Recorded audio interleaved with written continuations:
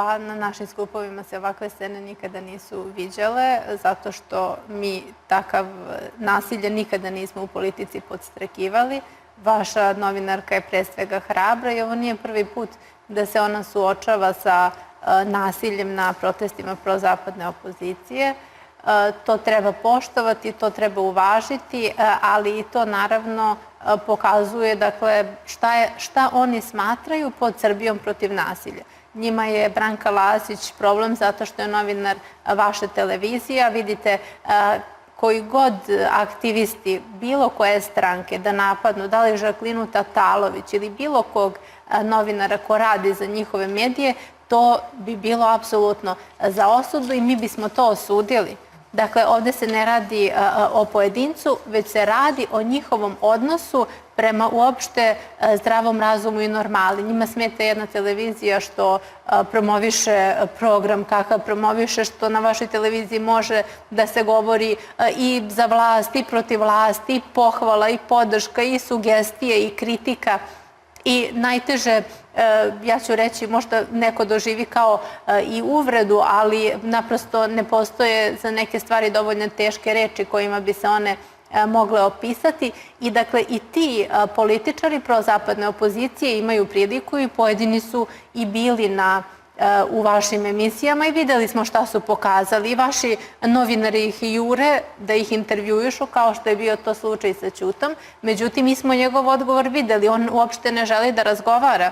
Pa zašto nije želeo da kaže šta da, onda se govori o nekoj medijskoj blokadi. Evo, imao je priliku, koleginica bi ga pustila apsolutno da kaže sve što misli, ali on očigledno nije želeo. Ne sumnjamo, ali on ne želi ništa da govori, on želi da dođe u fotelju, njemu je neko nabrifovao mozak da je potrebno samo da bude agresivan i jednostavno da govori protiv Aleksandra Vučića i da će onda sve biti u redu, da on na taj način može nešto da promeni, ali je problem veliki što se tiče gospodina Antonijevića i moj sagovornik je rekao da, kako ste rekli, prodavao patriotizam na prošlim izborima. Ali vidite, problem je kada spomenemo reč prodaje, kada spomenemo reč trgovina u politici. Dakle, onda tu imate odmah asocijacije na nešto koliko šta košta, tako da. I da se radi o nečemu što definitivno nije časno. Da biste bili u politici, to je čovek koji je ostvaren na svojoj profesiji. Sad se on odjednom pojavio i odjednom ima to nije godinu dana, to nije period od 10 godina. Dakle, radi se samo o nekoliko meseci, koliko su ljudi spremni da prodaju veru za večeru i da za račun onih koji im plate više da pronevere, dakle, svu podršku koju su dobili naroda, a taj, recimo, pokret je i čini nam se i nastao definitivno da bi uzeo jedan deo naših glasova Srpske radikalne stranke, jer je tu pronacionalnu opoziciju da, i oni su se zalagali ne sankcije Rusiji, saradnja najtešnja sa Republikom Srpskom i tako dalje, ali očigledno im je sada... Sada sa Đilasom u organizaciji protesta. Jeste iznenađujući? Radi se definitivno o ljudima koji nemaju autoritet u politici, nikakav integritet i iz tog razloga, dakle, oni na ovaj način postupaju. Ovo je sve što se događa sa neke strane zaista pogubno i šalje se slika u svet da i među nama Srbima ima onih koji su ludi, a oni to definitivno, nažalost, moramo da konstatujemo da jesu, jer takvo ponašanje može samo biti odraz ludosti. Njihovo ponašanje u Narodnoj skupštini, što smo malo pre spomenuli, je takođe odraz ludosti i nerazumnosti i poruka je, dakle, građanima da ti koji su bili su revnjivi prema i onome što se događa na strani opozicije, nas koji smo patriotska opozicija, što se tiče i onoga što radi aktuelna vlast, ali i svog delovanja prozapadne opozicije koja je danas, nažalost, parlamentarna, dakle, da se malo razjasni i oni sutra, danas, kada dođu izbori, da kažu definitivno neke stvari moramo da promenimo. Neophodno je odbaciti, dakle, neophodno je odbaciti ono što nije dobro, jer politika koju te stranke promovišu i za koju se zalažu jeste politika dalje razgradnje srpskog nacionalnog korpusa. Za vas, gospodine, izvinjam se. Ali samo da dovršim, dozvolit ćete mi.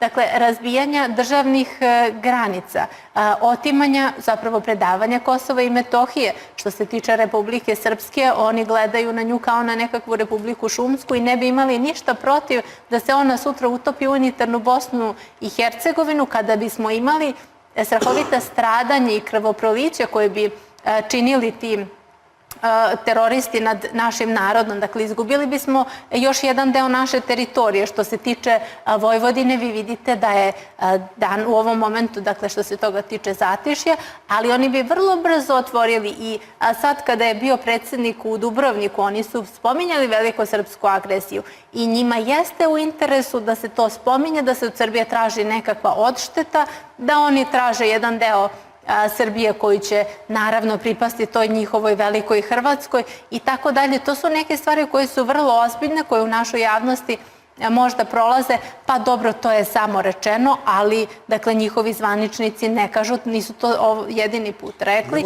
Dakle, svaki put, svaki put, ali samo da završim, svaki put kada dođu ovde na bilo koji događaj, večito je tema velikosrpska agresija Slobodana Miloševića. Pa dakle, šta mi treba da uradimo? Mi treba njima apsolutno i konkretno da odgovorimo. Teritorija naša, nekadašnja Republika Srpska Krajina, je okupirana. Dakle, imali su podršku zapadnih centara koji su naši neprijatelji. A mi danas, zvanični put naš je put prema članstvu u Evropsku uniju i mi iz Srpske radikalne stranke smatramo da to jeste pogubno. Iako sve češće čujemo i od strane predstavnika režima da treba balansirati, da jednostavno je to nešto od čega ćemo u nekom momentu, da su i oni svesni, dakle šalju nam poruke da od tog puta nema apsolutno ništa. Ali sa druge strane imate savez najbogatijih ekonomski i vojno i najprosperitetnijih zemalja svijeta. Da, spomenut ćete mi BRICS, ali gledalac ima prednost čak i u odnosu na BRICS. Ja bih samo morala gospodinu Bulatoviću da repliciram. Aha, izvolite. U ovom delu kada kaže, mi, kao što sam i rekla, podržavamo aktuelni Aleksandra Vučića u ovome što radi, što je za Srbiju dobro, u ovim kapitalnim investicijama, ali kao stranka koja ima svoju ideologiju i koja ima svoju politiku, smatramo da postoje i bolje rešenje i mi svakako da se borimo i zastupamo ideju velike Srbije i ideju Srbije u kojim će biti manje ekonomske nejednakosti, u kojoj će biti veća socijalna pravda i naravno ovo danas što živimo i podržavamo i nećemo biti opozicija sami sebi, jeste prelazno rešenje do velikog ostvarenja Srpske radikalne stranke i vekovne težnje našeg naroda i naravno opšteg boljitka za veliku većinu, mnogo veći broj građana nego što je to danas, a ne možemo da kažemo dakle, da je danas loše